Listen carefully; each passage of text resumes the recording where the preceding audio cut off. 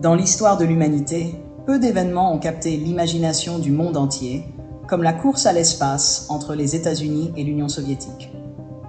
Cette compétition effrénée, déclenchée en pleine guerre froide, a non seulement marqué une période de grande innovation technologique, mais a également symbolisé la lutte pour la domination mondiale entre les deux superpuissances. Le ciel n'était plus la limite, et chaque pays était prêt à tout pour prouver sa supériorité.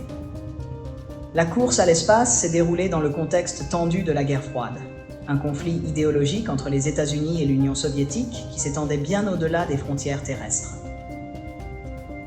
Après la Seconde Guerre mondiale, ces deux nations se sont affrontées non seulement sur le plan militaire et économique, mais aussi technologique.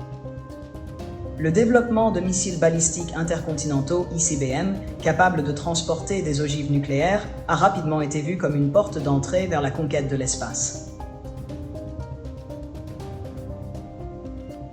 Le 4 octobre 1957, l'Union soviétique bouleverse l'ordre mondial en lançant Sputnik 1, le premier satellite artificiel à orbiter autour de la Terre. Cet événement crée une onde de choc à travers le monde, car pour la première fois, l'humanité envoie un objet dans l'espace. Les Américains, pris de court, voient cela comme un signe de la supériorité technologique soviétique, accentuant leur crainte que l'URSS ne prenne également le dessus sur le plan militaire. Le bip-bip régulier émis par Sputnik depuis l'espace est devenu le symbole d'une nouvelle ère. Moins d'un mois plus tard, le 3 novembre 1957, les Soviétiques récidivent avec Sputnik 2, qui emporte à son bord une chienne nommée Laïka. Ce moment est historique, car Laïka devient le premier être vivant à orbiter autour de la Terre. Bien que ce voyage soit un aller simple pour Laïka, cette mission prouve qu'il est possible d'envoyer des êtres vivants dans l'espace, ouvrant la voie à l'envoi d'humains. Youri Gagarin, fils d'un charpentier et d'une laitière, est né en 1934 dans un petit village de Russie. Son enfance est marquée par les horreurs de la Seconde Guerre mondiale, alors que sa famille survit de justesse à l'occupation nazie. Après la guerre, Gagarin montre un intérêt marqué pour la mécanique et l'aviation. En 1955, il s'enrôle dans l'école de pilotage militaire, où il se distingue rapidement par son talent et son sang-froid. Choisir Gagarin pour devenir le premier homme dans l'espace n'était pas un hasard. Il était l'un des 20 candidats retenus pour le programme spatial soviétique. Tous choisis pour leurs compétences exceptionnelles, leur endurance physique et leur loyauté au parti. Gagarin se démarquait par sa petite taille, 1,57 m, idéale pour la capsule exiguë de Vostok 1, son calme inébranlable et surtout son charisme naturel. Il avait cette combinaison rare de qualités techniques et de charme personnel qui en faisait non seulement un pilote exceptionnel, mais aussi un symbole parfait de la réussite soviétique.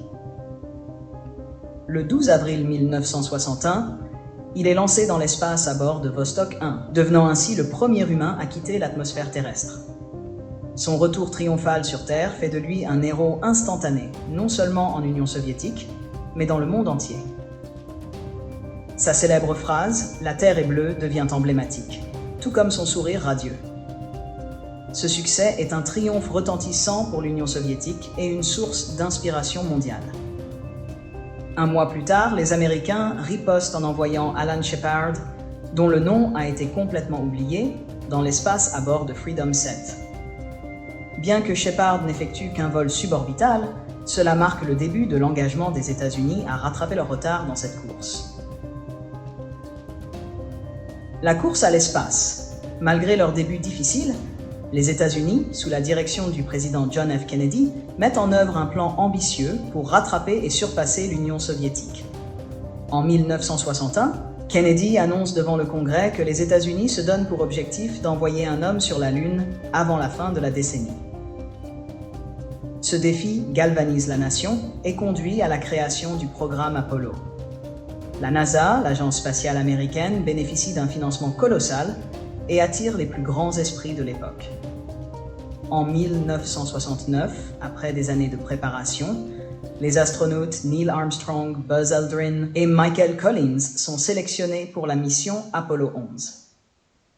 Armstrong et Aldrin se posent sur la Lune le 20 juillet 1969, et Armstrong prononce la célèbre phrase « Un petit pas pour l'homme, un bond de géant pour l'humanité ».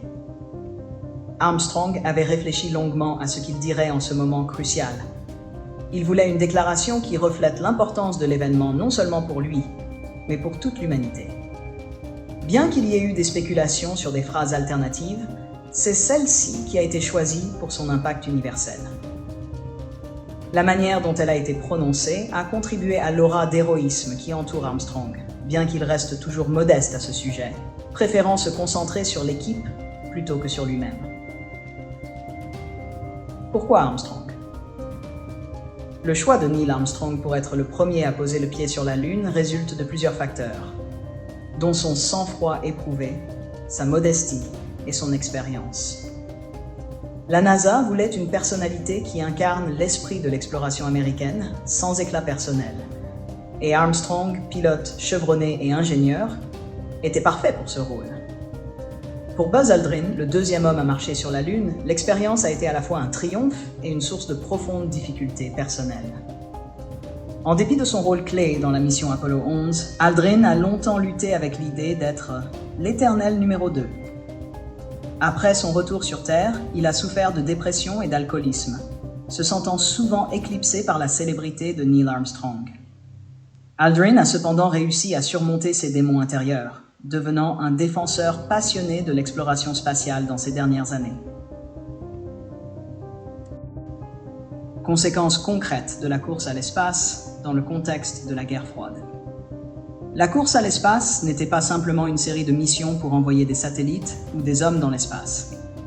Pour les deux superpuissances, elle avait des implications stratégiques profondes.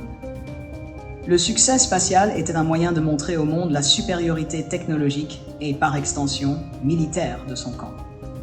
Chaque succès soviétique, de Spoutnik à Gagarine, était perçu comme un coup dur pour l'influence américaine, en particulier dans les pays non alignés. Pour les États-Unis, l'atterrissage sur la Lune est une manière de redorer leur image après une série de revers et de réaffirmer leur place en tant que leader mondial. Concrètement, la course à l'espace a conduit à des avancées technologiques qui ont eu un impact sur de nombreux domaines, de la médecine à l'informatique. Le programme Apollo, par exemple, a permis le développement de nouvelles technologies de miniaturisation et d'ordinateurs, qui sont à la base de nombreux dispositifs modernes. Sur le plan géopolitique, l'atterrissage sur la Lune a renforcé la position des États-Unis dans la guerre froide, démontrant leur capacité à atteindre des objectifs incroyablement ambitieux et solidifiant leur image de leader du monde libre. L'espionnage, une guerre de l'ombre dans la course à l'espace. Comme dans tout aspect de la guerre froide, l'espionnage a joué un rôle crucial dans la course à l'espace. Les deux camps cherchaient constamment à percer les secrets de l'autre. En Union soviétique, le programme spatial était enveloppé de secrets, avec peu d'informations filtrant vers l'extérieur. Les soviétiques avaient réussi à garder l'avantage en partie grâce à des programmes d'espionnage efficaces, qui leur permettaient de recueillir des renseignements sur les projets américains. De leur côté, les États-Unis utilisaient des moyens sophistiqués, y compris la surveillance par satellite, pour suivre les progrès soviétiques. Par exemple, avant le vol de Gagarine, les Américains avaient une idée claire de ce que les Soviétiques préparaient grâce à l'espionnage, bien qu'ils n'aient pas pu en prévenir l'impact politique mondial. Conclusion. La course à l'espace n'était pas seulement une lutte pour la domination technologique, mais un épisode emblématique de la guerre froide, où l'humanité a poussé ses limites au-delà des étoiles. Si l'Union soviétique a marqué les premières étapes de cette aventure, les États-Unis ont remporté la course en atteignant la Lune, un exploit qui reste à ce jour un symbole de ce que la détermination humaine peut accomplir. Les mots d'Armstrong résonnent encore dans notre histoire collective, un rappel que chaque petit pas peut mener à des bonds gigantesques dans l'avenir de l'humanité. Pour découvrir plus d'histoires captivantes sur les grandes réalisations de l'humanité, abonnez-vous et continuez à explorer avec nous.